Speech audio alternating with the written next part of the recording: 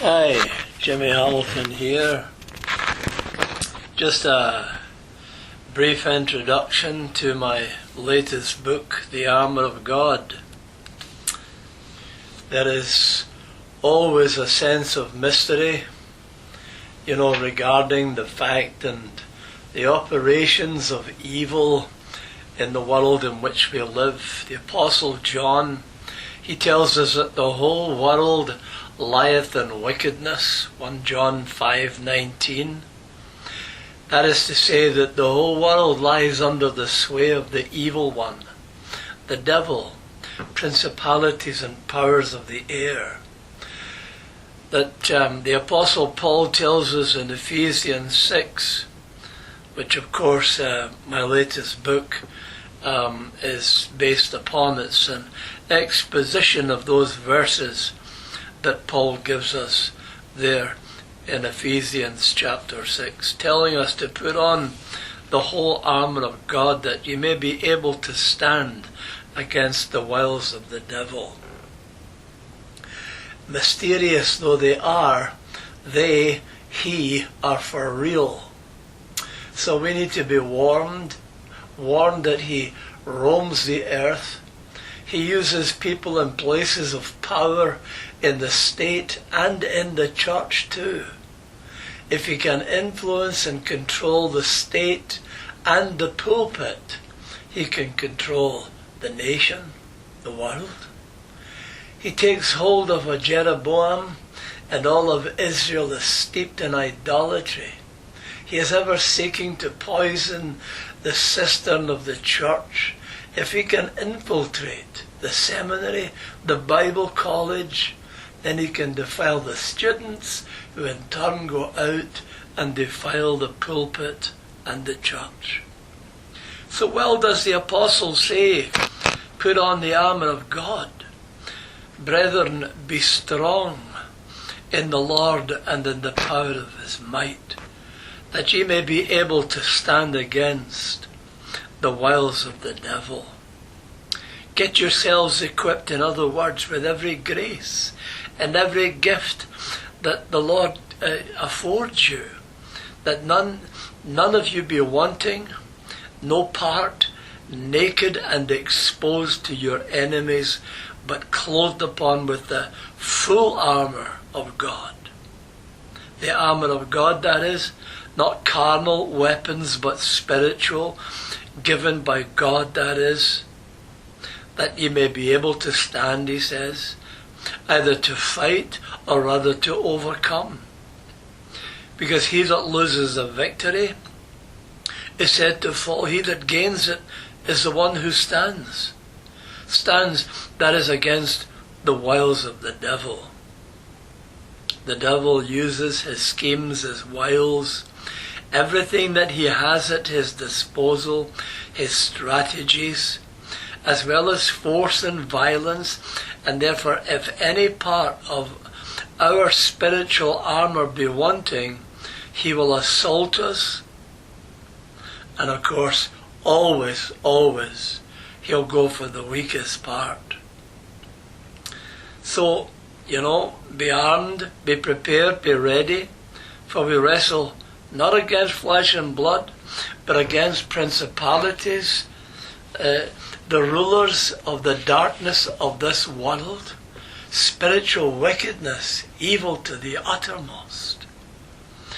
And we wrestle not only principally against flesh and blood, men, yes, consisting of flesh and blood, but of course driven by, taken hold of by the principalities and powers, the spiritual forces of wickedness, the rulers of the darkness of this world, where God permits them to for the time being, for the punishment of men that rule in the dark places of the earth, the dark, evil, fallen minds of men, and have their rule over them because of the darkness that's in them. And in which, of course, the devil, he's called the god of this world. because he's been cast out of heaven. With the ascension of the Lord Jesus Christ, he's been cast out of heaven. And so his domain for the time being, for a short time, is on this earth. And so he roams, as the Apostle Peter tells us, up and down through this earth like a roaring lion seeking whom he may devour.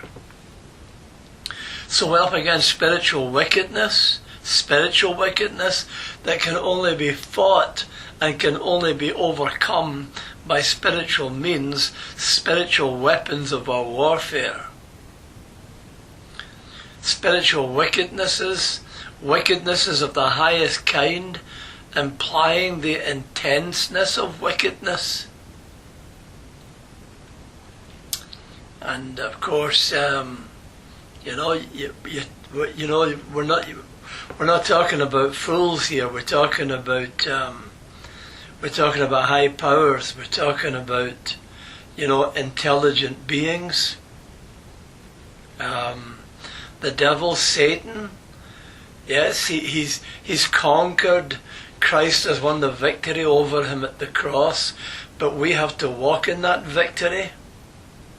We have to arm ourselves. We have to clothe ourselves upon with the full armour of God, with the fullness of Christ and his victory. Because the implication is, if we don't, then we're going to be weak, we're going to be vulnerable, and we're going to be attacked and maybe overcome. So that's the reason and more, of course, why I've written this book, to help disciples, to help them to understand, to get a grasp, of the warfare that we're in. It's Jesus tells us that, doesn't he? Right at the beginning, when we become disciples. Luke chapter 14, where he talks about the cost of discipleship. He says you're entering into the mother of all wars here, against principalities and powers, rulers of the darkness. And if you haven't got what it takes to fight and to win and to overcome, to conquer this enemy, then you're going to be seeking, you're going to be holding up the white flag, you're going to be raising your hands in defeat. So you got to be prepared. You got to know. You got to understand you're in a war. That Satan, that these principalities and powers are going to come against you, and you need to be prepared, well clothed upon with the armour of God. So that's the reason why I've written this book. So I commend it to you, and it's available through Amazon.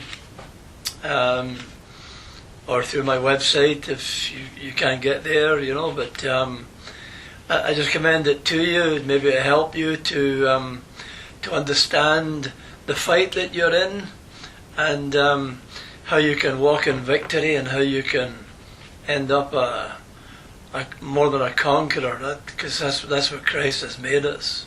That's what we are in reality. But we need to walk in that by faith. It's always faith. Faith. No matter how much or how little we understand, the victory is not to reason, the victory is to faith. This is the victory that overcometh our faith.